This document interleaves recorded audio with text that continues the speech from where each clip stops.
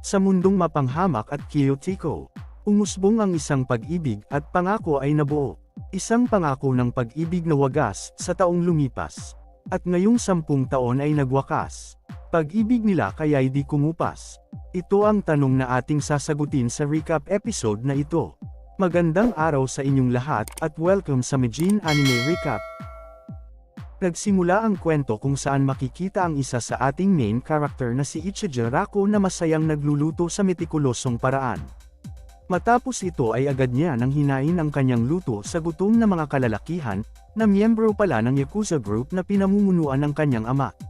Dahil sa sarap ng kanyang luto ay pinuri siya ng kalalakihan na sinabing walang makakapantay sa luto ng kanilang successor. Subalit, ipinahayag ng binata ang di pagsang-ayon na mas ninanais matapos ang pag-aaral at mabuhay ng normal. Sunod na siyang pumunta sa paaralan ngunit naligalig ang kanyang isipan, matapos sabihan ng isang Yakuza, na mag-ingat umano dahil kasalukuyan silang may kalaban na gang. Habang naglalakad, sumagi sa kanyang isip ang kababata na pinangakuan niya ng kasal, na mas ipinaalala ng laket na bigay nito sa kanya. Samantala, makikita naman sa isang dako ang isang dalaga na may gininto ang buhok, na halatang nagmamadali dahil ayaw malate sa eskwela.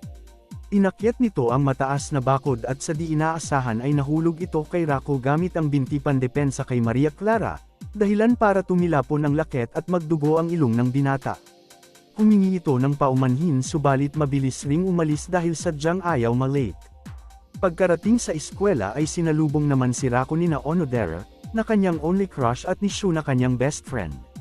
Matapos ikwento ang pangyayari, walang pag-aalangan linagyan ng band-aid ni Onodera, ang ilong ni Rako na dahilan para mapunta ang isip nito sa paraiso. Makalipas ang ilang minuto, dumating ang kanilang guro na tinawag naman ang isang transferee. Ito ay walang iba kundi ang dalagang may gininto ang buhok na may boss entrance SFX pa. Ipinakilala nito ang sarili bilang si Kirisaki Chitoge, half Japanese at half American na may friendly impression at kumikinang pa. Di mapigil ang paghanga ng madla sa chicks na dalaga ngunit biglang nag-iba ang ihip ng hangin, matapos tuluyang magtama ang mga mata ng dalawa. Tinawag ni Rako ang dalaga bilang barbaro na nagresulta sa kanilang pagtatalo sa entablado. Matapos magtalastasan, di matago ni Rako ang inis sa pagkawalang pake ng dalaga sa kanyang ginawa, kaya tinawag niya itong unggoy. Dahil dito ginamit ni Chitoge ang kanyang Fist of Love, na nagdala naman kay Rako sa kalawakan kasama ng Team Rocket. Ang hatol ng guro, ginawang seatmates ang dalawa na agad ipinahayag ang di pagkagusto sa isa't isa. Muling sumagi sa isip ng binata ang kababata pero nang dukutin niya ang laket sa dibdib ay wala na ito. Mabilis bumalik ang kanyang isip sa nakaraan, na ang itinurong salarin ay walang iba kundi si Chitoge. Kaya matapos ang eskwela ay agad niyang binasa ang responsibilidad nito na hanapin ang laket. Hindi na nakatanggi si Chitoge kaya tinanong na lang nito kung anong uri ng laket yon.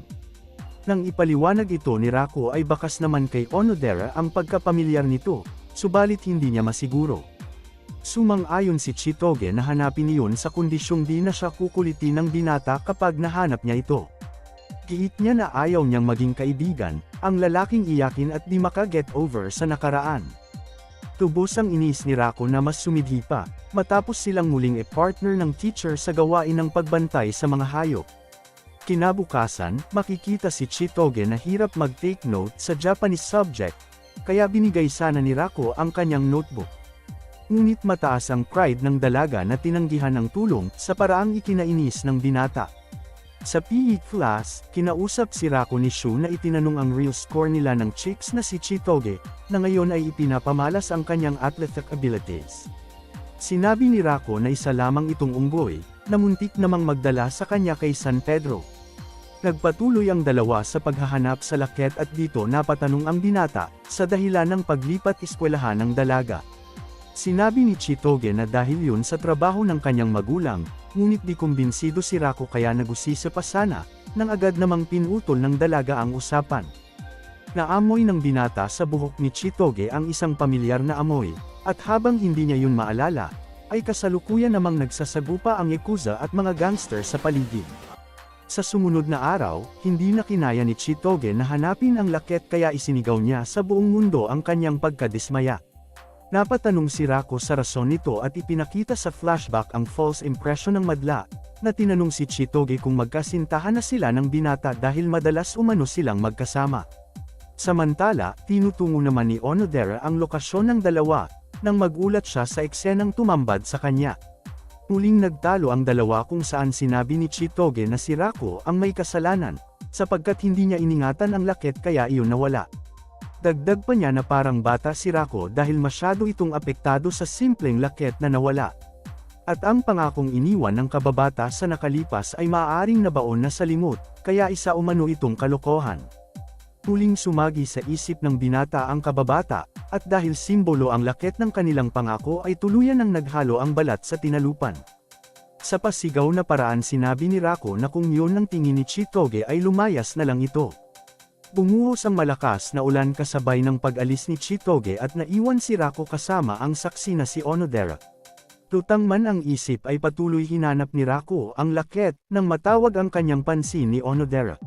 Sinabi nito na hinahanap siya ni Chitoge kaya agad nilang tinungo ang lugar. Pagkarating doon ay wala ang dalaga ngunit nang lumingon si Rako sa gawing iyon, ay naaninag niya si Chitoge na hinagis ang isang bagay na singbilis ng liwanag kung lumipad. Sa pulang pagmumukha ni Rako at nang maiinis na sana ay nakita ang laket ng pangako, at mapapansin naman ang kakaibang reaksyon ni Onodera. Tinanong ito ni Rako kung paano iyon nakuha ni Chitoge. At sa kwento ni Onodera ay pinakita ang flashback ng isang Chitoge, na masigasig hinanap ang laket sa oras na hindi yun hinahanap ni Rako. Kasama ng laket ang isang sulat sa wikang Ingles, na naintindihan naman ni Rako gamit ang kanyang instinct. Ganun pa man, naiisip ni Rako na may bait naman pala ang dalaga, at sinabi pang tama naman umano ang sinabi nito sa kanya. Nasambit ni Rako na limutin na ang pangako ngunit nagpahayag si Onodera ng di pagsang-ayon. Sinabi ni Onodera na walang nakakaalam kung talagang nalimutan ng kanyang kababata ang kanilang pangako. At kung naghihintay ito ay maaari nitong ikalungkot ang gagawing paglimot ni Rako. Nagresulta para maliwanagan ang isip ng binata na ngayon ay determinado upang tuparin ang ipinangako. Pagkauwi niya sa tahanan agad naman siyang pinatawag ng ama para pag-usapan ang importanteng bagay. Sinabi nito na mas lumalalim ang hidwaan sa pagitan nila at ng gangster na maaaring magresulta sa digmaan. Upang solusyonan ang problema, nagmungkahi ang ama na maging kasintahan si Rako ng anak ng gangster boss na kumpare niya noon. Nagpumilit umiwas si Rako na halatang kabado, subalit buhay ang nakataya kaya wala siyang nagawa. At sa mapagbirong ikot ng tadhana ay naroon na ang anak ng gangster kasama ang ama nito, na nang magbukas ang kurtina ay lubos ang bulat ng dalawang magkaaway. At mas lalo pang lumala ang sitwasyon, nang sabihin ng ama ni Rako na 3 taon silang magiging magkasintahan. Di masikmura ng dalawa ang isa't isa ngunit ngayon ay wala na silang takas. Sa isang explosive entrance dumating ang hukbo ni Claude na butler ni Chitoge na sinundan naman ng brothers-in-arms ng mga Yakuza. Dahil sa umiinit na tensyon ay agad nang umaksyon ang magkumpare, sinabi ng mga ito na nagmamahalan ang binata at kagandahan. Tubos ang gulat ng lahat ngunit ngayon ay nagalak ang mga kapatid na Yakuza ni Rako, dahil nakatisod sa wakas ng isang kasintahan. Napaiyak naman si Claude, na hindi makapaniwalang dalaga na si Chitoge. Kapwa handa na ang dalawang hukbo sa ceasefire, nang biglang sinabi ni Rako na gorilla si Chitoge, at ang taguri naman ng dalaga kay Rako ay supot. Nagkainitan ang leader ng dalawang hukbo, na ngayon ay nagtanong kung tunay na umiibig ang binata at kagandahan. Ang sagot ng dalawa, matamis na kasinungalingan na may halong bulaklak na all-out nang ipush ang kanilang fake relation. Gayon ay magkasama ang dalawa sa ilalim ng dilaw na buwan na kapwang inamin ang kawalang karanasan sa romansa. Nagpasalamat si Rako sa pagbalik ng dalaga sa laket na ngayon ay gustong malaman kung kanino ito galing. Nagresulta upang ikwento ni Rako ang tungkol sa kababata, na kung saan ay nilinaw ni Chitoge na ang ayaw niya, ay ang lalaking nagmumukmok dahil sa nakaraang pagkakamali. Ngunit di niya inaayawan ang ganong istorya ng romantikong pag-ibig. Nag-blush ang binata, subalit bago pa makalimot, ay ipinaalala nila ang di pagkagusto sa isa't isa. Kinaumagahan, nagising si Rako sa tawag ng mga kapatid na sinabing meron siyang bisita. Namuntik naman siyang mapaslang nang makita ang nakaayos na dalaga na inaya siyang mag-date. Arriving at the scene, makikita ang dalawa na di malaman ang gagawin, na dinagdagan pa ng kaba dahil sa mga bantay sa iba't ibang dako. Habang parang mahihina ang dalaga ay nagtanong si Rako kung ano ba ang gagawin. Siyempre ikinagalit ito ni Chitoge sapagkat lalaki dapat ang in charge sa mga ganitong bagay. Lutang si Rako subalit ngayon ay naisip ang mga pantasyang date nila ni Onodera na lasap ang tamis. Ginamit niya ang mga ito ngunit puro reklamo naman ang kanyang tinanggap. Maging sa sinihan ay nakatulog ang dalaga, at nang mapansin ni Rako ang charm nito pagtulog ay pinakain naman siya ng sipa. Pagkalabas nila, inutusan si Rako ng dalaga na bumili ng maiinom, na ngayon ay nagmamaktol dahil mukhang utusan lamang. Dumating naman ang mga extra na gustong makajamming si Chitoge, kung saan sinabi nito na meron siyang hinihintay. Nagpumilit ang mga kalalakihan na nagpainis sa dalaga ngunit nang susuntukin na sana, ay dumating si Rako na agad siyang pinigilan. Pagkarating nila sa isang bench ay nagtanong si Chitoge na kung ginawa niya ba yun dahil gustong magpakabayani. Umalma si Rako at sinabing kung hinayaan niya siya ay waring nagpakababaw na rin ang dalaga gaya ng mga kalalakihan, habang naiisip pa niya ang holding hands nila. Makikitang kinilig ang dalaga na ayaw mahalata pero sa kabila nito ay inamin niya na masaya naman ang naging date nilang dalawa, at kagaya kay Rako ay conscious din sa holding hands na naganap. Hindi makuha ni Rako ang pabago-bagong emosyon ni Chitoge na sinabing sana ay si Onodera na lang ang kanyang kadate. Kaya nang lumitaw ito sa kanyang tabi ay lubos ang kanyang gulat.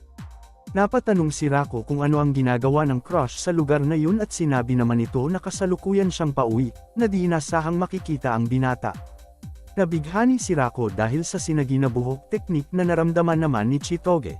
Ganun pa man, nabago ang sitwasyon matapos marinig ni Chitoge ang pagdududa ng mga gangsters sa relasyon nila ni Rako.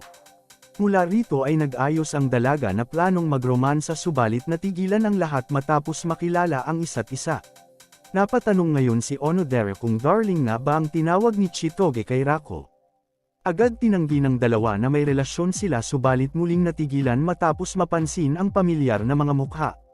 Hindi makapagdesisyon si Rako ngunit kabaliktaran kay Chitoge ay piniling i-push ang fake relation, na habang hawak ang braso ng binata ay kinumbinsi na rin itong magpanggap.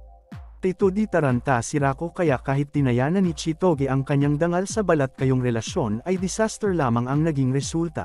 Matapos ang exit ng galit na dalaga ay aktibado na si Claude na ngayon ay may plano. Sa di inaasahan kumbinsido pala si Onodera sa peking relasyon ng dalawa. Sinamantala naman ni Rako ang sitwasyon upang tanungin ang dalaga, kung pamilyar ba ito sa laket na kanyang hawak. Itinanggi ito ni Onodera na sinabing hindi pa niya yun nakita kung saan. Matapos magpaalam tinungo ng binata ang fake girlfriend na ngayon ay lubos ang pagkainis sa kanya. Agad binigay ni Rako ang token of apology ngunit palpak naman siya dahil yun ay pagkaing ayaw ng dalaga. Samantala, pananghinaan naman ng loob si Onodera na halatang may kinalaman sa laket, ngunit naduwag kay piniling magsinungaling. Dito na nagtatapos ang ating recap. Maraming salamat sa panunood. Like, share and subscribe ka na para sa susunod pang kwentuhan. Hanggang sa muli.